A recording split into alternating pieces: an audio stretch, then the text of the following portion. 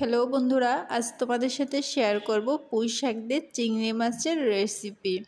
এই তরকারিটা কিন্তু খেতে অনেক ভালো লাগে। তো চলো রেসিপিটা শুরু করি। তো প্রথমেই আমি পরিমাণ মতো তেল দেব। এরপর এই তেলের ভিতরে সামান্য একটু লবণ আর একটু হলুদের গুঁড়া দিয়ে দেব। এরপর এখানে ধুয়ে রাখা কিছু চিংড়ি মাছ দিয়ে দেব। চিংড়ি মাছটা একটু ভালো করে ভেজে নেব। তেলের ভিতরে হলুদটা দিলে হয় কি মাছটার ভাজার সময় লেগে যায় না। আর যদি হলুদটা মাছের সাথে আগে মেশানো হয় তাহলে কিন্তু চিংড়ি মাছটা একটু পাত্রে লেগে যায় বেশি। যাই হোক, হালকা একটু ভাজার পর এখানে আমি পেঁয়াজ, রসুন আর কাঁচামরিচ নিয়েছি। খুব বেশি ভাজবো না, তাহলে মাছটা বেশি শক্ত হয়ে যাবে। এবার পেঁয়াজ রসুনটা মাছের সাথে ভালো করে একটু ভেজে নেব। এটা হালকা একটা ভাজা হয়ে গেলে এখানে আমি পুঁই শাকের ডাঁটি আর আলু কেটে রেখেছি, তো এটা দিয়ে দেবো। এটা দেওয়ার পর এটাও সব কিছুর সাথে ভালো করে একটু মিশিয়ে নেব। এ পর্যায়ে আমি এখানে পরিমাণ মতো লবণ আর হলুদের গুঁড়া দিয়েছি। দিয়ে এটাকে আবার নাড়াচাড়া দিয়ে রান্না করে নেব।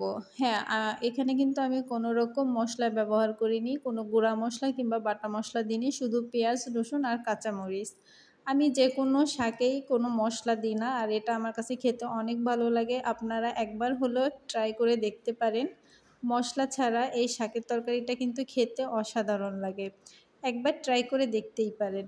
তো কিছুক্ষণ পর পর ঢাকনাটা তুলে নাড়া দেবো, আবার ঢাকনাটা দিয়ে দেবো। এভাবে একটু রান্না করার পর যখন সিদ্ধ হয়ে আসবে তখন আমি এখানে দিয়ে দেব পরিমাণ মতো পানি।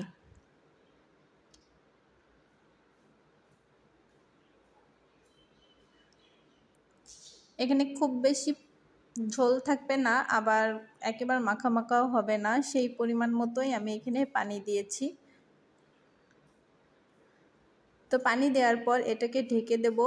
তরকারিতে যখন ভালো বলক আসবে তখন আমি এই পর্যায়ে ধুয়ে রাখা পুঁই শাকের শাকগুলো দিয়ে দেবো।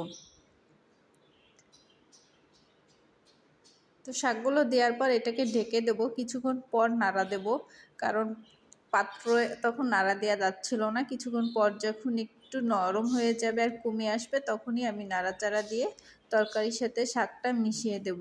তো এভাবে কিছুক্ষণ পর পর নাড়া দেব, আবার ঢেকে রাখবো। এভাবেই রান্নাটা করে নেব।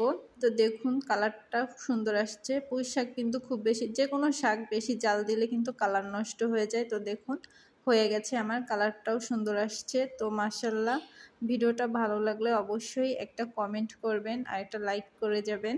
তো এইভাবে পুঁই শাক চিংড়ি মাছ দিয়ে খেতে আমার তো অনেক ভালো লাগে। আপনাদের কার কার কাছে ভালো লাগে অবশ্যই কমেন্টে জানিয়ে যাবেন। আর মশলা ছাড়া একবার রান্না করে দেখতে পারেন, ভালোই লাগবে।